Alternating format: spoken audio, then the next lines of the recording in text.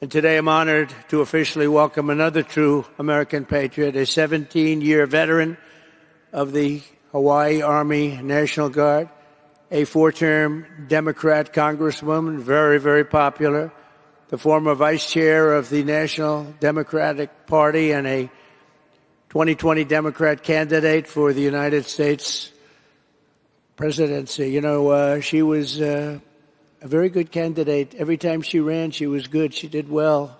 She decided to leave. She couldn't take it anymore, but she is very special. And I didn't know this, but she was a lieutenant colonel. That's not bad. Lieutenant colonel.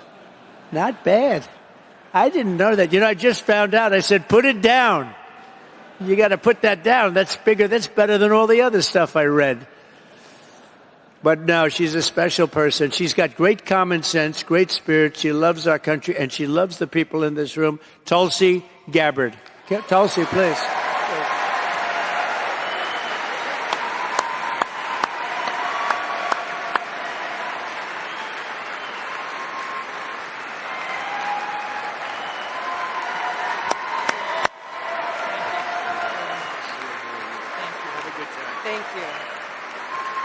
Thank you, Mr. President. Aloha. I know we got Hawaii in the house here. There we go.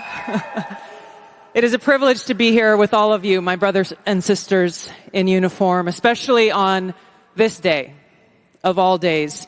I had the privilege of joining President Trump this morning at Arlington Cemetery, where he joined 2 Gold Star families and loved ones of Staff Sergeant Hoover and Sergeant G, both of whom were 2 of the 13 killed in the Abbey Gate attack 3 years ago today in Kabul. And I can tell you, as we were there, as he laid a wreath at the tomb of the unknown soldier, joining these Marines' loved ones, I felt the sorrow that he shared with them in their loss. I felt and saw his sincere appreciation for these servicemen and women who paid the ultimate price and their loved ones who continue to grieve to this day. This is personal for me, as I know it is for so many of you here. This is real. It's not just words. I first deployed to Iraq in 2005 with the Hawaii Army National Guard as a member of Charlie Med.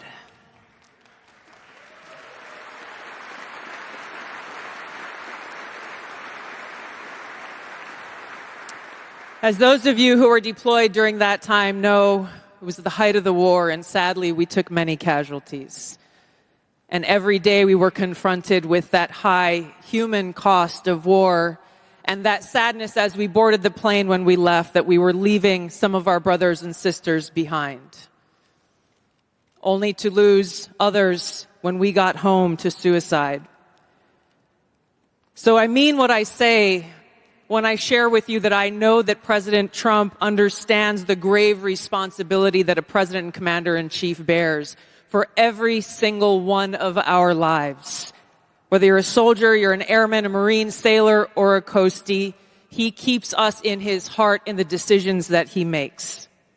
We saw this through his first term in the presidency, when he not only didn't start any new wars, he took action to de-escalate and prevent wars.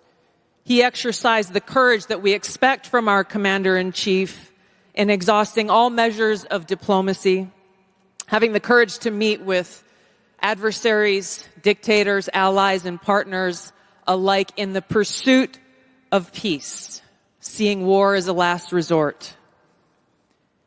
The truth is, as we head towards our decision as a country in November, the same cannot be said about Kamala Harris. In fact, the opposite is true, and we're living through this reality today as this administration has us facing multiple wars on multiple fronts and regions around the world, and closer to the brink of nuclear war than we ever have been before. This is one of the main reasons why I'm committed to doing all that I can to send President Trump back to the White House, where he can once again serve us as our commander-in-chief.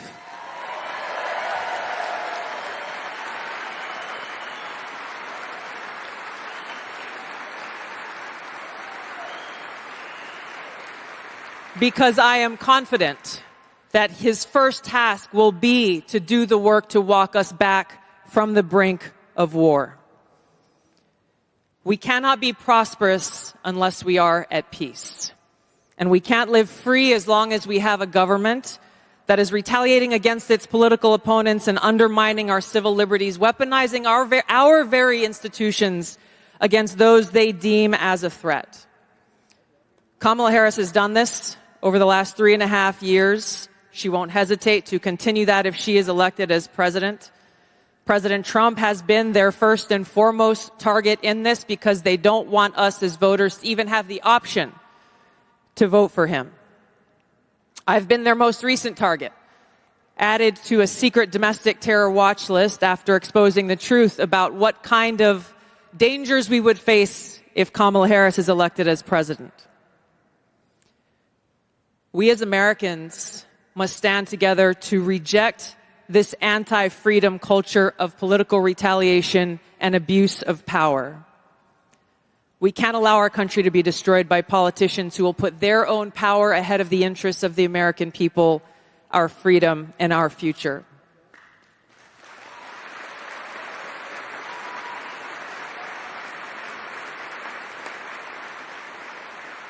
I am proud to stand here before you today, whether you're a Democrat, a Republican, or an independent.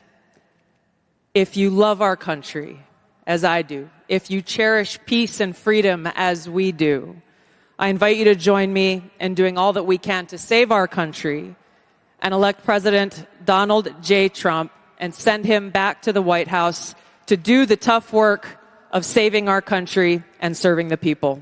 Thank you very much. Thank you very much, Mr. President.